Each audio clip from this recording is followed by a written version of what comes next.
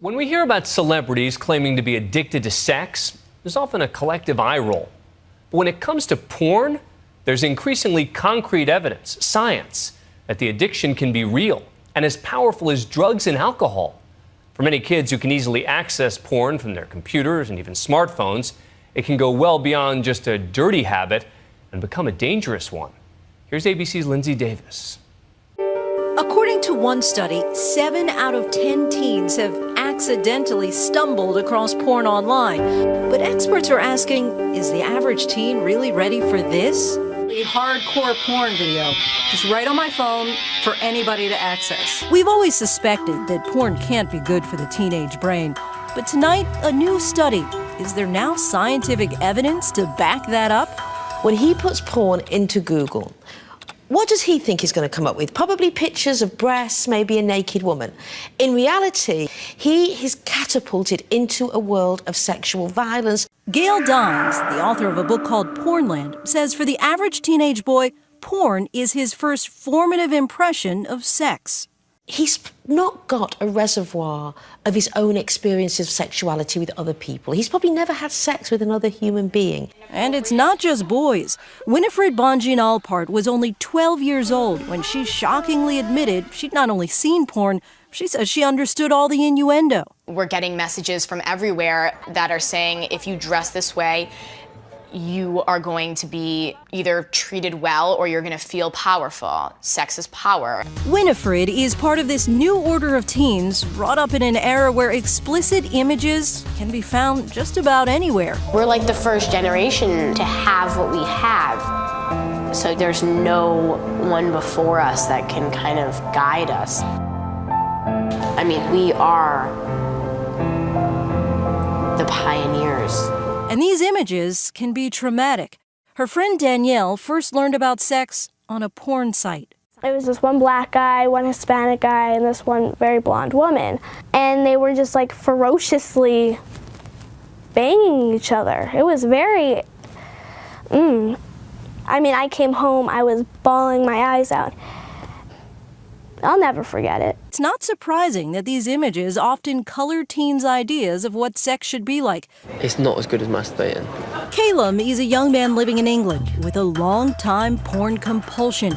He spoke with English journalist Martin Dobney, saying that he's had sex with women and it just doesn't compare. It's not as good because they're not as good as the porn. Obviously, the porn girls have done it a lot more and a lot more confident. And with pornography so ever-present, some teens become addicted to it, sometimes at heartbreakingly young ages. So 12 to 13, all the way up to probably 14, it was kind of there, uninterrupted. I became almost numb to it. It became such a part of my pretty much daily routine. Nathan, a teen in Utah, eventually admitted what was going on to his parents and was ultimately able to quit. But for others, it's not that easy. I started to isolate myself because I hated what I was doing. I hated that I couldn't stop. Brienne is now 23, but remembers just how strong her addiction was during all of her high school years. I would say that this is something that was not just me. I knew tons of students who were in my grade, my peers, who were struggling with the same thing. For Calum, he says it crept up on him. At first, obviously, I didn't know the limits and the bounds of what is extreme until I'd speak to my friends and I'd find out how much they view of porn, and it just didn't compare. Like, every bit of spare time I have in the day is watching porn. Dobney spent a day with him to see the problem firsthand. Why do you think you've got this relationship with porn? Don't know. I really don't know. I just think that's just something that my brain must have picked up. I can't find a way to stop. I've tried getting rid of my smartphone there and think to yourself, why have I just done what I've done? And how do you get over that low? Do it again. Dobney gets a glimpse of Calum's hard-fought struggle when they drive past a pretty girl, and it immediately triggers a reaction. Where are you off to? Just gonna go to the toilet quickly. There he goes. Well, mate? Better? Yeah. So, be honest, crack one out? Yeah. So annoying afterwards. How do you feel now? Pissed off. Why? 'Cause it's just like, for that split second, I just feel like it's the best thing to do, and then as soon as I've finished, it's like, why the f*** did I just do that? Well, that sounds like a drug addiction to me. It is, virtually, because I can't stop it. But is Calum's internet porn compulsion the same thing as a true clinical addiction? Does it actually change a person's brain? Dr. Valerie Voon, a neuropsychiatrist and global authority on addiction working at Cambridge University, decided to find out. I wasn't sure what to expect when I first started this study, to be perfectly frank. And in part because we just know so little about it. In these images, you can actually see the pleasure centers of an addict's brain responding to their drug of choice. Would scans of young people with a porn compulsion show the same results? Voon found 20 young men between 19 and 34 whose lives were so controlled by porn that they were willing to be a part of the study.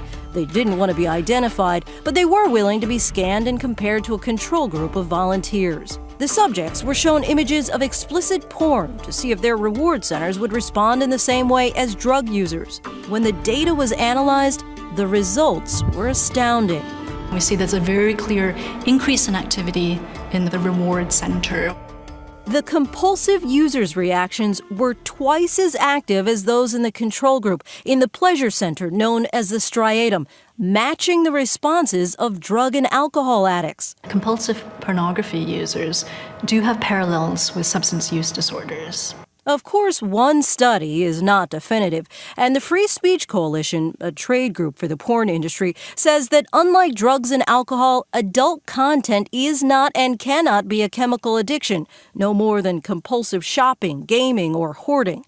But even if we assume this is an addiction, what's the cure? Cindy Gallup, a former ad exec turned entrepreneur, thinks she has a solution. Replace hardcore online porn with images of real lovemaking. She started a website called Make Love Not Porn, a kind of YouTube video streaming channel online where real-life couples give us a peek beneath their sheets. The site went public in January and already has more than 100,000 users. Children are viewing hardcore porn years and years and years before they will ever have their own first sexual experiences, and it's shaping their view of what sex is. That is why what we're doing is so important. Why don't you guys, kiss? Other producers, like director Jinsey Lumpkin, are making what they say are softer, more relatable depictions of sex. Porn is a fantasy, and it can't ever stand in as sex education. But for the kids who view these hardcore images, they can be difficult to erase from the brain. For Winifred, these pictures that many kids see too many of too soon simply don't translate to true life or true love. Parents are able to talk to their children about what real love and real sex later on is. Most of the kids I know would trust our parents over to porn stars that we've never met. For Nightline, I'm Lindsay Davis in New York.